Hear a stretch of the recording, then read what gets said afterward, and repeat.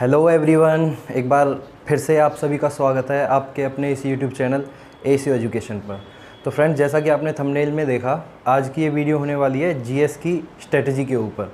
तो जीएस एक ऐसा सब्जेक्ट है जिसमें बहुत सारे बच्चों को कन्फ्यूजन होता है, लेकिन उन्हें एक अप्रोप्रिएट वीडियो या अप्रोप्रिएट डेटा नहीं मिल पाता कि हम, क्योंकि जीएस में बहुत सारे सब्जेक्ट होते हैं, जैसे कि आप देख पा रहे हो, हिस्ट्री, पॉलिटी, ज्योग्राफी, बायोलॉजी, ये कुल मिला के 8-9 सब्जेक्ट बनते हैं।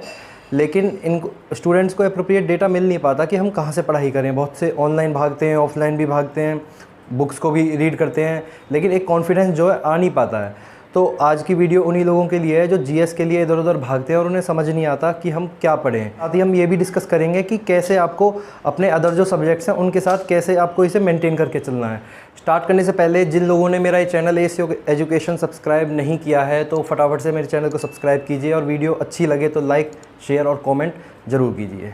तो बात करते हैं हिस्ट्री की। अब जो मैं आपसे डिस्कस करने वाला हूँ, एक ही सोर्स इन तीनों सब्जेक्ट्स के लिए मैंने यूज़ किया था, ठीक है। मतलब प्राइमरीली एक ही सोर्स किया था, ऑल्दो कुछ पार्ट जो है मैंने बाहर से भी लिया था। जैसे कि बात करते हैं हिस्ट्री की, तो हिस्ट्री की एक बुक आती है, जीएस की ही एक बुक आती है, मनोहर पांडे, ये अरिहंत की एक बुक आती है मनोहर पांडे। मैं आपको दिखा देता हूँ, ये बुक आती है, ये मेरी जो बुक है ये यूज़ करी थी मैंने, ठीक है। तो ये बुक मैंने फॉलो करी थी इन तीनों ही सब्जेक्ट्स के लिए। अब ये बुक क्यों फॉलो करी थी, मेरे को जो है एकदम वो डेटा पढ़ना है जिससे मैं कम से कम टाइम में ज़्यादा से ज़्यादा आउटपुट निकाल पाऊँ और एकदम एग्ज़ाम ओरिएंटेड हो, ठीक है। अब बात करें लूसेंट की, तो लूसेंट मैंने शुरुआत में ट्राई करी थी, 1 या 2 पेज ही पढ़े थे, तो उसमें मुझे करीबन 1 से 2 दिन लग गए थे 2 पेज को पढ़ने में ही। मैं इतना परेशान हो गया कि हालांकि देखने में वो ज़्यादा मोटी नहीं है बुक, लेकिन उसके 2 पेज पढ़ने में ही मुझे 2 दिन लग गए। तो मैंने तो बिल्कुल उसे मैंने साइड में रख दी, भाई मेरे बस की नहीं है, अगर मैं लूसेंट ही करने लग गया तो लूसेंट ही करता रह जाऊँगा। इसलिए मैंने जो ये बुक है अरिहंत की मनोहर पांडे मैंने उठाई थी। हिस्ट्री, पॉलिटी और ज्योग्राफी तीनों के लिए ही मैंने इस बुक को यूज़ किया था। अब इस बुक को यूज़ करते दौरान मुझे ये लगा कि कुछ ऐसे टॉपिक्स हैं जिनमें ये बुक लैक कर रही है, फिर एडिशनल इन्फॉर्मेशन की मुझे ज़रूरत है। जैसा कि मैं प्रीवियस ईयर क्वेश्चंस में देख पा रहा था, तो जिस लगातार पिछले 2-3 साल से जिस पार्ट से ज़्यादा क्वेश्चंस पूछ रहा है, जैसे कि पोर्चुगीज़ हिस्ट्री से ज़्यादा एसएससी क्वेश्चन पूछ रहा है, ठीक है। बात करें गवर्नर जनरल्स की, उनसे भी क्वेश्चन बहुत सारे आ रहे हैं। तो मुझे ऐसा लगा कि मुझे एडिशनल इन्फॉर्मेशन की ज़रूरत है। तो मैंने क्या किया, इस बुक से तो पढ़ा ही पढ़ा, साथ में मैंने इधर उधर ऑनलाइन विकीपीडिया कहीं से भी, जैसे लॉर्ड रिपन है, मायो है, कोई भी है, उनके बारे में जो भी इन्फॉर्मेशन इसमें मिसिंग थी वो मैंने इधर उधर अलग अलग सोर्सेज से, मिसलिनियस सोर्सेज से कंप्लीट करके एक सेपरेट पेज पे लिख के और बुक के साइज़ की काट के मैंने इसमें लगा दी थी। साथ ही साथ मैंने क्या करा था, एक हायरार्की बना दी थी इन सब की। उससे क्या है, मेरे को बहुत, जब भी मैं रिवाइज़ करता था कि इस सब्जेक्ट को, तो बहुत कम टाइम में मेरा जो है रिवाइज़ हो जाया करता था, और वो मैंने इसी बुक में लगा दिए थे, ठीक है। तो हिस्ट्री मैंने ऐसे प्रिपेयर करी थी, कुल मिला के 70-80% यहाँ से और 10-20% जो मेरे को जो इसमें मिसिंग पार्ट था मैंने बाहर से लेके इसी में ही पेजेस लगा दिए थे। तो मेरा हिस्ट्री का जो है वो हो गया था पूरा। अब ऐसे ही मैंने पॉलिटी में किया और ऐसे ही मैंने ज्योग्राफी में किया। इन तीनों के लिए ही मैंने जो है मनोहर पांडे बुक को फॉलो किया, ठीक है। अब पॉलिटी की बात करें तो पॉलिटी में भी जैसे कि पिछले कुछ टाइम से अमेंडमेंट्स पे क्वेश्चन आ रहे थे, लेकिन इस बुक में जो है अमेंडमेंट के रिगार्डिंग कुछ भी नहीं दिया हुआ था। तो मतलब दिया हुआ था पर इतना ज़्यादा नहीं था डेटा वो। तो मैंने क्या करा, एक सेपरेटली मैंने एक पेज लिया, उस पर सारी अमेंडमेंट जितनी भी हमारे जो कॉन्स्टिट्यूशन बनने के बाद जितनी भी अमेंडमेंट हुई हैं वो सारी टिल डेट की मैंने अमेंडमेंट्स वगैरह लिख ली थी। तो कुल मिला के जो पार्ट इस बुक में मिसिंग था उस पार्ट को मैंने कवर कर लिया था, ठीक है। तो फिर मैंने पॉलिटी भी ऐसे कवर कर ली और ज्योग्राफी भी मैंने ऐसे ही कवर कर ली, ऐसे ही पेजेस बना के जो भी मुझे लगा कि इस बुक में मिसिंग है। इन तीनों सब्जेक्ट के लिए मैंने सिर्फ इसी और केवल इसी बुक को फॉलो किया था। क्वेश्चंस प्रैक्टिस करते दौरान मुझे लगता था कि ये पार्ट मिसिंग है, ये पार्ट मेरे नोट्स में या इस बुक में इनकम्प्लीट है, अगेन मैंने बाहर एक्सटर्नल सोर्सेज से वो पढ़ा, नोट किया और इस बुक में जो है उसका पेज सेट कर दिया, ठीक है। तो इन तीनों सब्जेक्ट्स की बात हो गई। अब बायोलॉजी और इकोनॉमिक्स के लिए मैंने क्या यूज़ करा, ये इसके लिए तो बहुत ही, मुझे ये लगा लो एक गिफ्ट सा मिल गया, एक इतना अल्टीमेट सोर्स मिला। मैंने बायोलॉजी और इकोनॉमिक्स के लिए एक पहले फ्री शिक्षा नाम का एक चैनल हुआ करता था, जिसका अब नाम हो गया है शायद अमन ट्यूटोरियल्स, हाँ।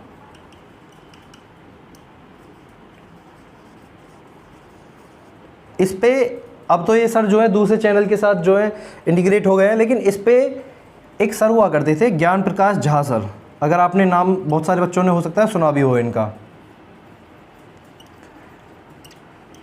जैसे अपना जो खान सर हैं, उनका पढ़ाने का तरीका है एकदम एलिमेंट्री हिंदी को यूज़ करके, एकदम बेसिक तरीके से, एकदम लोकल लैंग्वेज में बात करके।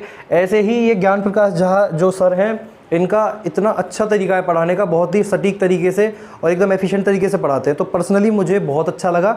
अब इन्होंने क्या है, इस चैनल पे अपने कंप्लीट कोर्स डाले हुए हैं। बायोलॉजी की बात करें और इकोनॉमिक्स की बात करें, ये दोनों ही मैंने उनके उस चैनल से पढ़े थे, और बिलीव मी इतना ज़बरदस्त पढ़ा रखा है।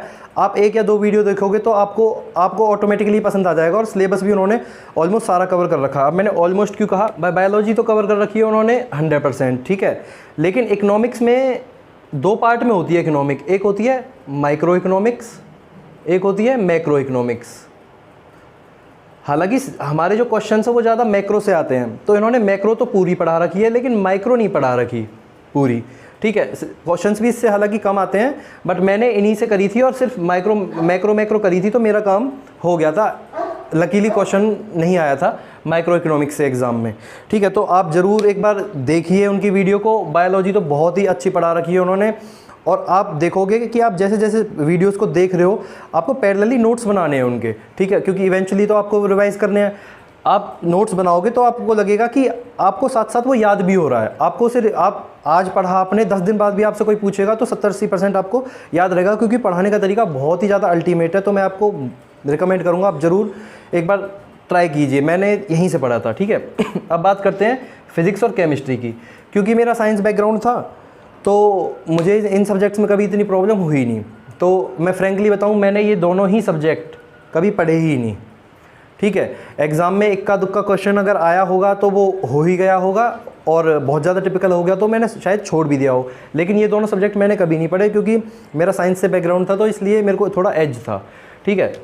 आप ये कहाँ से पढ़ सकते हो, अगेन ज्ञान प्रकाश झा सर से। इन्होंने वीडियो डाली हुई है इनके लिए भी, और बहुत ही अच्छा पढ़ा रखा है। मैंने ऊपर से एक आध वीडियो देखी थी, तो बहुत अच्छा पढ़ा रखा है। उसके लिए भी आप इसी सेम सोर्स को फॉलो कर सकते हो। अब बात आती है मिसलिनियस, यानी कि हमारी कुछ स्टैटिक जीके होती है, जैसे कि डैम्स हो गए, रिवर्स हो गए, पासिस हो गए, करेंसीज हो गई, कुछ भी, मतलब ये जो वाइल्ड लाइफ पार्क हो गए, सेंचुरीज़ वगैरह हो गई। तो ये जो चीज़ें हैं, फेस्टिवल डांस वगैरह, इनके क्वेश्चन आप देखते हो एग्ज़ाम में, आपको डेफिनेटली 2 से 3 क्वेश्चन आपको मिलेंगे ही मिलेंगे एग्ज़ाम में। तो ये भी एक ऐसा पार्ट है जिसको हर कैंडिडेट करके चलता है। इसके लिए आपको कुछ नहीं करना, आप किसी भी ऑनलाइन सोर्स पे जाओगे, ऑनलाइन आप गूगल पे भी टाइप करोगे कि download free PDF of passes in India, तो कंप्लीट आपकी पूरी PDF आ जाएगी। तो मैंने ऐसे ही डाउनलोड करके जो भी मुझे टॉपिक लगा, जिसका मुझे लगा कि इंपॉर्टेंट है, ये 20-22 टॉपिक अराउंड मैंने लिखे हुए थे, तो उनकी मैंने PDFs डाउनलोड करी, उनको प्रिंट कराया और उनसे मैंने स्टडी करी, ठीक है।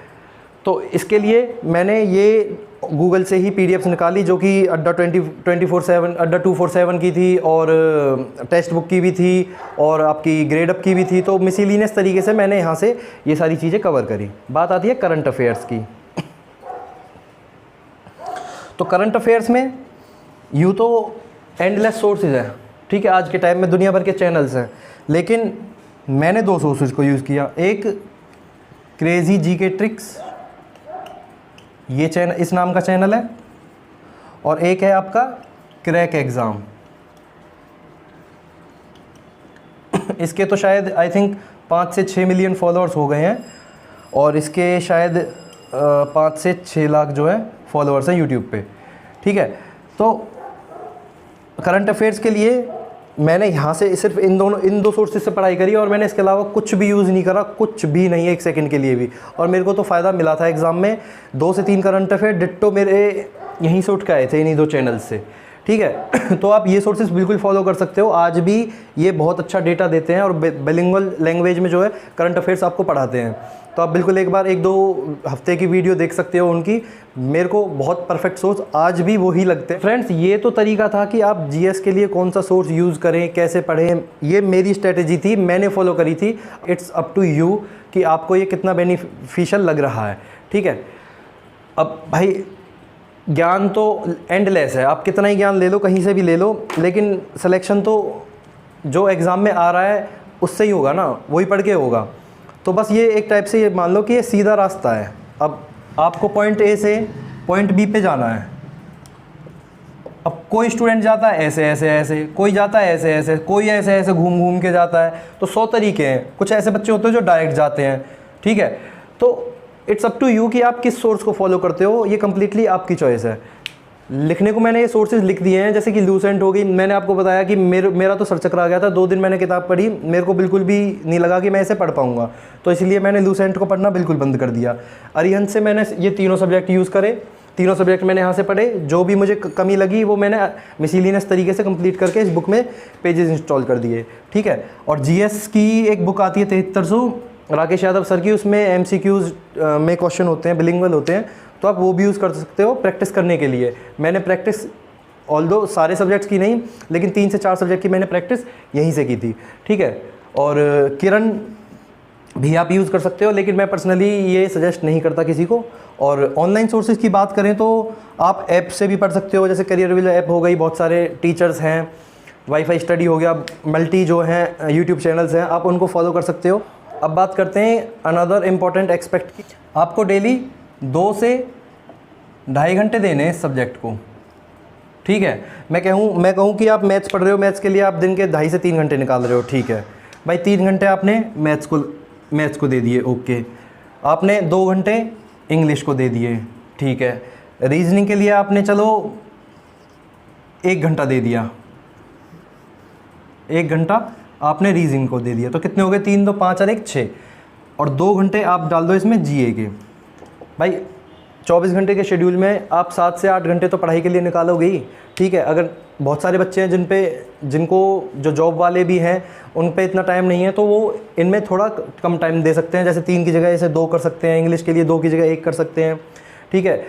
रीजनिंग में 1 घंटे की जगह आधा घंटा कर सकते हैं, जीए के लिए 1 घंटा कर सकते हैं, तो अपनी सहूलियत के हिसाब से। लेकिन अगर आप स्टूडेंट हो, आप पैरेलली जॉब नहीं कर रहे हो, तो आप ऐसे अपने टाइम को डिवाइड कर सकते हो। और 8 से 9 घंटे दिन के मेरे हिसाब से मोर देन इनफ है, आप अगर इफेक्टिवली पढ़ाई करते हो विदाउट एनी डिस्टर्बेंस।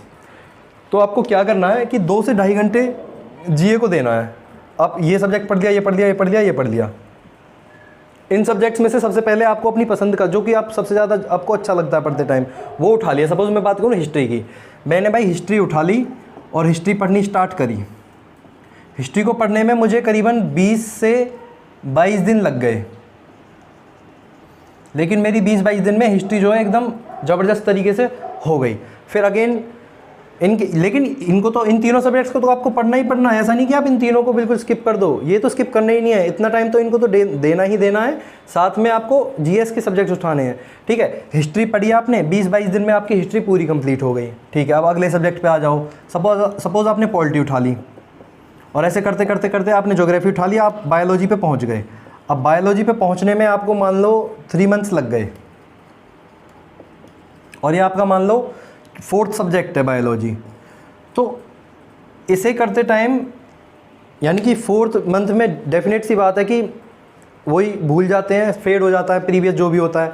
आप जैसे इसको बायोलॉजी को पढ़ रहे हो, आपको लगे कि आप हिस्ट्री या पॉलिटी कोई भी सब्जेक्ट जो है पिछला जो आपने पढ़ा हुआ है उसको आप भूल रहे हो, फेड हो रहा है माइंड से, तो 2 से 3 दिन के लिए आपको जो है इसको पढ़ना बंद करना है जो आपका करंट सब्जेक्ट चल रहा है, और 2 से 3 दिन बैठ के हिस्ट्री पॉलिटी जो भी आपका सब्जेक्ट आपको लग रहा है कि आप भूल रहे हो उसको बैठ के रिवाइज़ करना है, ठीक है। एक और ऐसे ही करते हैं आपको सारा सिलेबस, यानी कि यहाँ तक के सब्जेक्ट्स पहले कवर करने हैं जितने भी हैं, ये वाले जितने भी सब्जेक्ट्स हैं, ठीक है। और ये जब एक बार कवर हो जाए तो अगेन आप 15 दिन 20 दिन में एक सब्जेक्ट उठाते रहिए, 10 दिन में एक सब्जेक्ट उठाते रहिए, और 2-2 दिन में बैठिए पूरा, और पूरे उस सब्जेक्ट जो है रिवाइज़ कर डालिए फ्रॉम टिप टू टो, ठीक है। बात करते हैं इन दोनों टॉपिक्स की।